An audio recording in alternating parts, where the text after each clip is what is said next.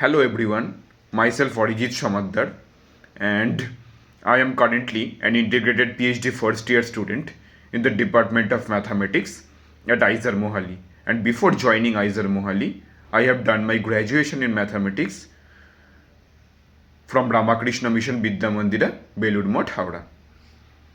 Today I am going to share my integrated PhD interview experience at IISER Mohali.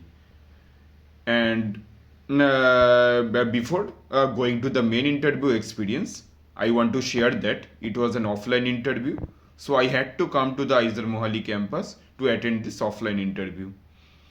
And the interview was on 30th May 2025, and it started around that morning 10 a.m.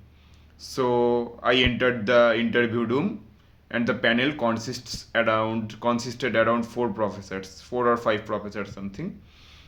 And first they asked me my name, and they asked me where did I graduate from, and later they asked what's my area of interest. Then I told that I'm comfortable with abstract and linear algebra, and I'm also comfortable with analysis. Then one of the professors chuckled and said, Arijit, then let's start with analysis. We can shift to algebra later as it's your strong zone. Okay, I was a little bit shocked. And then the professor started. Let f be a function, a real valued function. F be a function from R to R. And suppose f dash c is equal to 0. F dash c is equal to 0 for all c in an open interval a comma b. Then what can you say about f? I answered that f must be a constant function in that open interval. Then the professor told me, why are you saying so?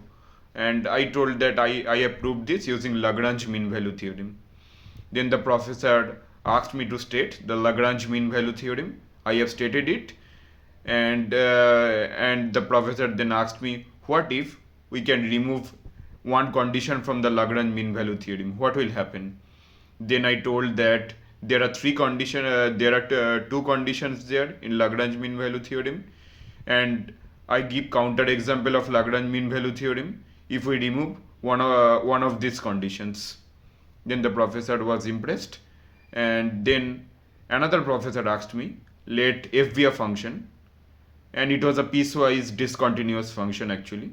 Let f be a function, so fx is equal to x for x less than equal to 1, and fx is equal to x minus 1 whole square for x greater than 1.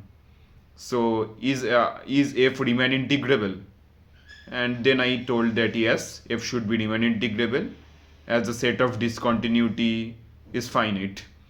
Then the professor asked me, what if the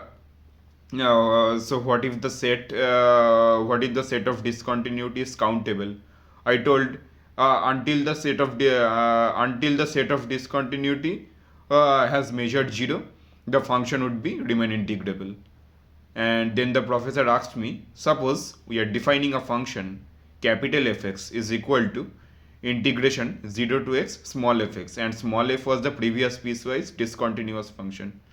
Will capital F dash x is equal to small fx, and try to prove it with explicit calculation. I proved it with elementary definition of differentiation and showed them that this will not happen. And then we reached the conclusion that continuity is a very powerful tool.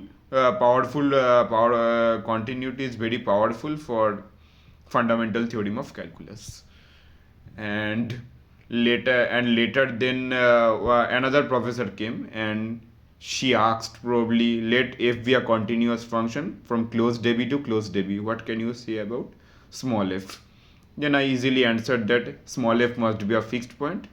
And then she asked me how you proved this one. Then I told her that you can apply the intermediate value theorem on the function fx minus x. Then she was also quite happy, and later one professor finally shifted to the algebra. Then the professor asked me, suppose p be a prime number, so how many groups of ordered p up to isomorphism? Then I easily answered that there must be one group of ordered P up to isomorphism, and that is ZP, a cyclic group. Then he asked me how do you like to prove that. I told that I have proved this using Lagrange's theorem, and later he asked that what if it's a group of order p square where p is a prime number. Then I answered that then I answered that that should be there should be two group of ordered p square up to isomorphism. That should be zp square or zp cross zp. And he was also impressed. And finally one professor asked that uh, what is the group, what can you say about the group automorphism of Zn. And then I answered that the group should be un, it is isomorphic to un. Then the professor asked me, why are you thinking so? And I answered that it should be like you should think about any automorphism phi, and we should think about phi 1. Then he was also impressed. And later one professor asked me, are you comfortable with topology? I said no. And then they told me that you can leave. And I left. And I was worried that I would be get selected or not. And finally the result got out, and I selected, and I'm currently now in IISER Mohali.